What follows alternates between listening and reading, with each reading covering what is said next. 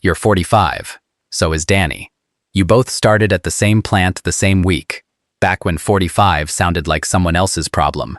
Look at the two of you now. You're at the kitchen table doing a kind of math you actually enjoy. Danny just asked his manager about picking up weekend overtime.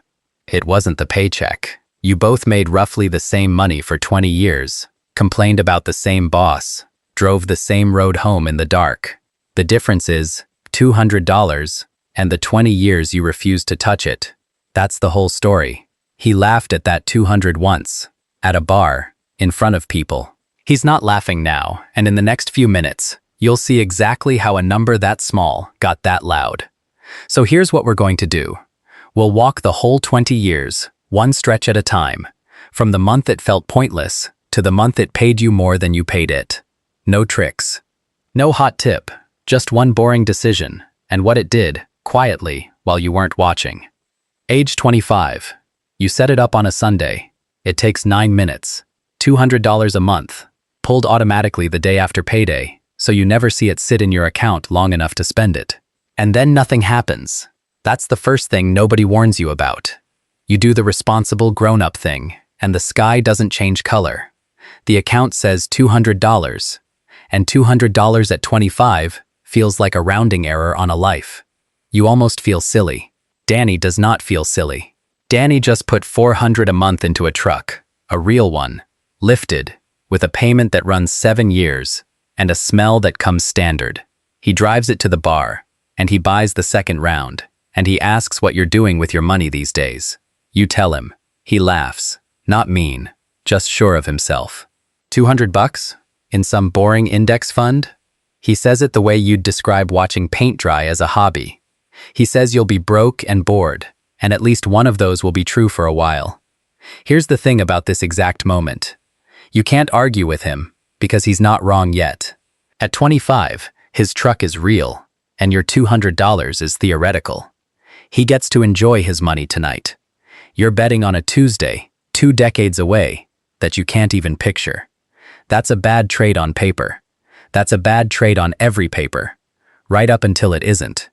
So you go home, you don't change anything. The transfer runs again the next month, the day after payday, while you're asleep. $200, gone before you miss it, and you didn't quit. Age 28. By now there's a number, and it's small enough to be embarrassing. 3 years in, you've put in about $7,200 of your own money, and the balance reads a little above $8,000. $8,000. You could clear that in a good month of overtime. You start to wonder if Danny had a point, because the pressure isn't the market at 28. The pressure is everyone else's life getting louder. Friends are buying. The group chat is photos of new kitchens and beaches and a ring.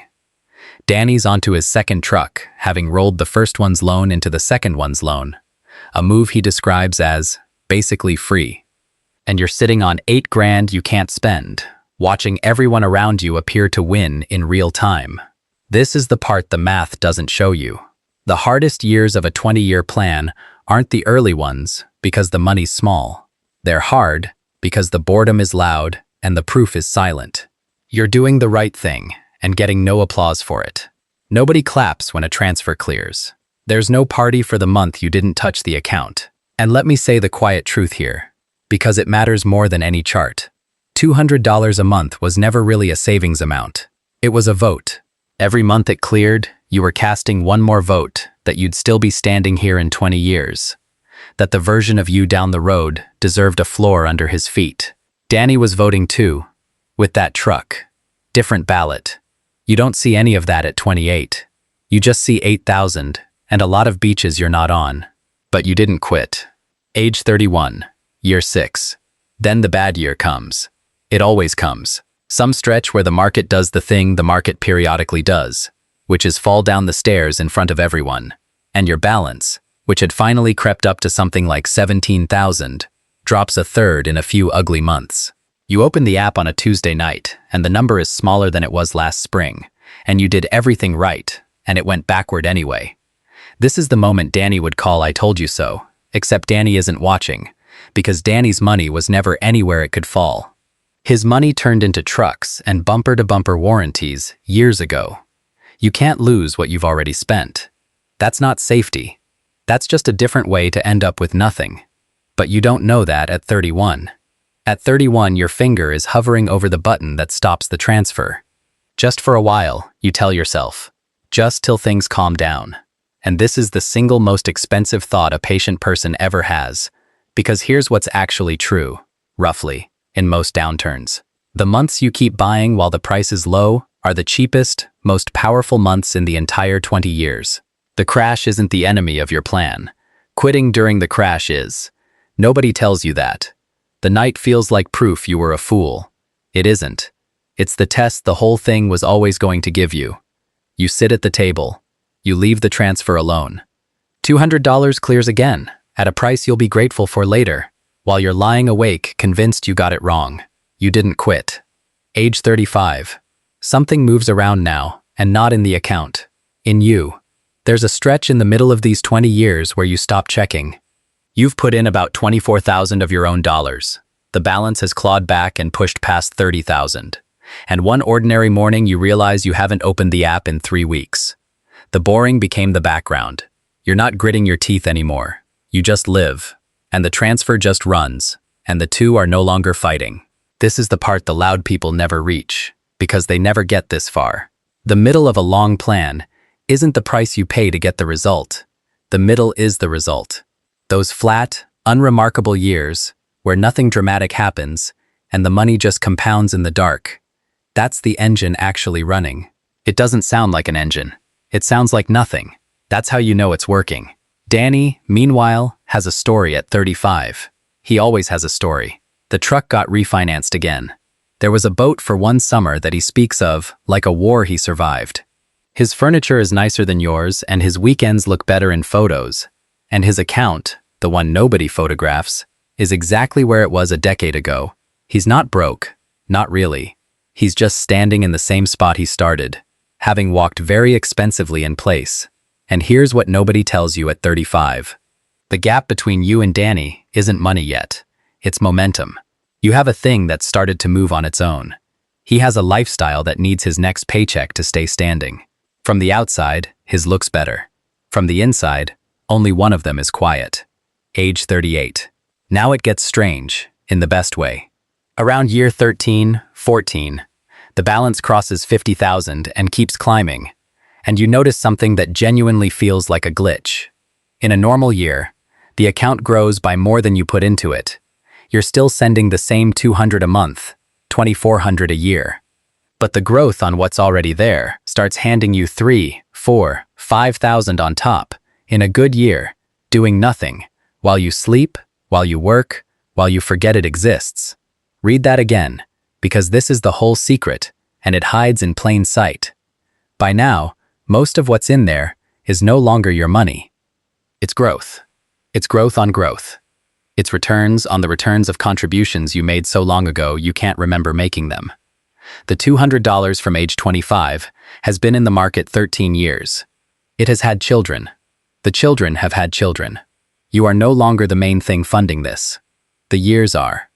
That's the cruel, beautiful arithmetic Danny never got to meet, because he kept cashing his money out at the showroom before it could ever do this.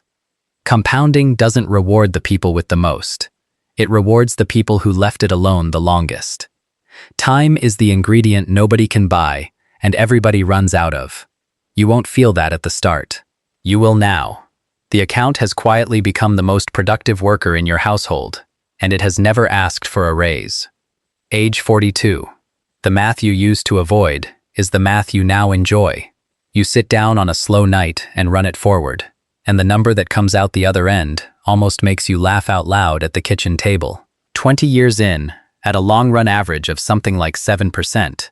And that's a historical average, not a promise. Some years will be ugly, and a few will be wonderful. The balance lands somewhere around $104,000, roughly. And here's the part that does something to your chest. Of your own money, you only ever put in $48,200, 240 times. The other $56,000 or so is money you never earned at a job, never carried, never missed.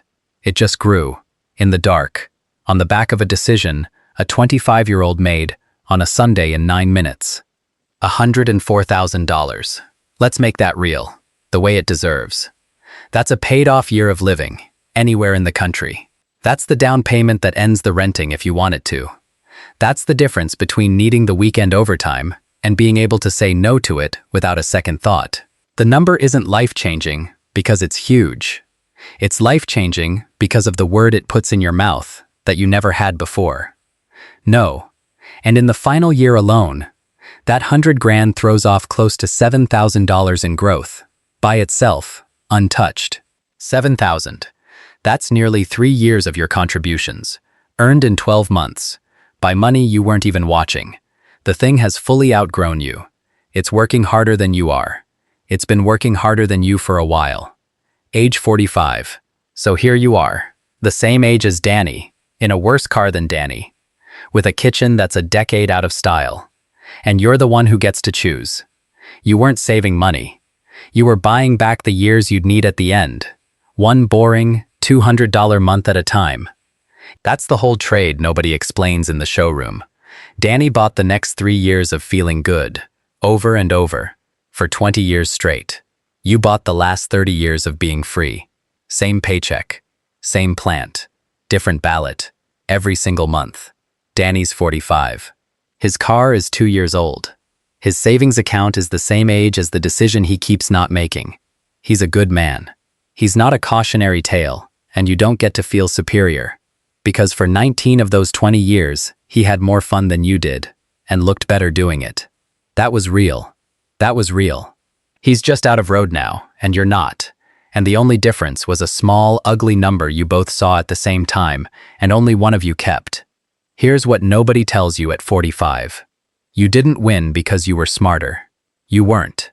You won because you were stubborn about something boring for longer than it was comfortable to be. That's it. That's the entire skill. The patient quietly outlasts the loud, not because they're better, but because they're still there when the math finally turns. Somewhere right now, someone is sitting at a kitchen table at 11 at night, and they've just set up a transfer. $200, the day after payday. They feel a little silly about it, because the number is small, and the friend across town just bought something shiny, and from where they sit tonight, it looks like the shiny friend is winning. He isn't. He just hasn't finished losing yet, and they haven't finished waiting. That person doesn't know they're early, they think they're behind. From the inside, early always feels like behind, every single time. The number on their screen tonight isn't a verdict on who they are. It's a starting line wearing a disguise. And the only thing standing between them and a 45 they get to choose is roughly 240 boring months of not quitting, on a Tuesday when it would feel smart to. You're one of 2 people watching this, not the rich one and the broke one. The one who closes this tab and means to start someday, and the one who opens the app tomorrow morning and takes the 9 minutes.